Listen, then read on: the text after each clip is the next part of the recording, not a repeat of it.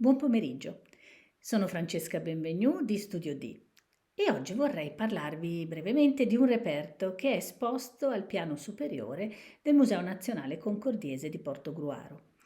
Si tratta di un fulcrum, cioè un elemento decorativo che era modellato a forma ondulata per seguire l'andamento della spalliera di un letto tricliniare. Cioè uno di quei letti che facevano parte di una sala da pranzo, dove normalmente erano posizionati 3 letti e su ogni letto vi stavano adagiati 3 ospiti. Bene, questo fulcrum, questo reperto di bronzo, risalente alla fine del I secolo a.C., agli inizi del I d.C., forse doveva appartenere a una grande sala del complesso termale di Iulia Concordia. Ma vediamo bene cosa raffigura. Raffigura un mulo, non un cavallo, anche se a prima vista potrebbe sembrarlo. È un mulo e ha un chiaro riferimento a Dioniso, il dio che regalò, venendo sulla terra, la coltivazione della vite e il vino agli uomini. Con il mulo il dio entrò ad Atene e quindi da lì iniziò poi una grande tradizione di viticoltura e anche di conoscenza di questa bevanda estremamente apprezzata fin dall'antichità, anche se noi oggi sappiamo che le sue origini sono molto più antiche e forse da posizionare un po' più a oriente rispetto alla Grecia.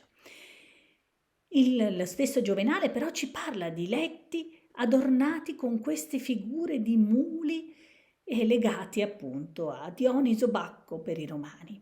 E nell'11ª satira, proprio quando lui sta raccontando, ricordando le grandi famiglie che erano note a Roma per la loro moralità e per la loro moderazione, dice anche che i loro letti erano decorati in un certo modo. E allora leggiamolo.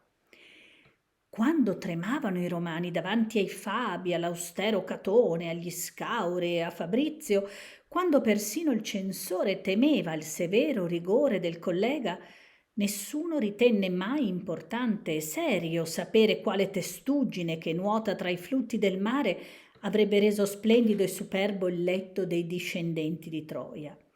I loro giacigli erano minuscoli, disadorne le sponde, e sulle testiere di bronzo faceva capolino la testaccia di un asinello incoronato, sotto cui giocavano allegramente i fanciulli dei campi.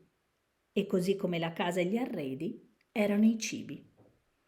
Vi aspetto al museo per vedere questo reperto da vicino e raccontare a voi, insieme a voi, una storia molto più lunga, che è quella del vino dalle sue origini ai giorni nostri.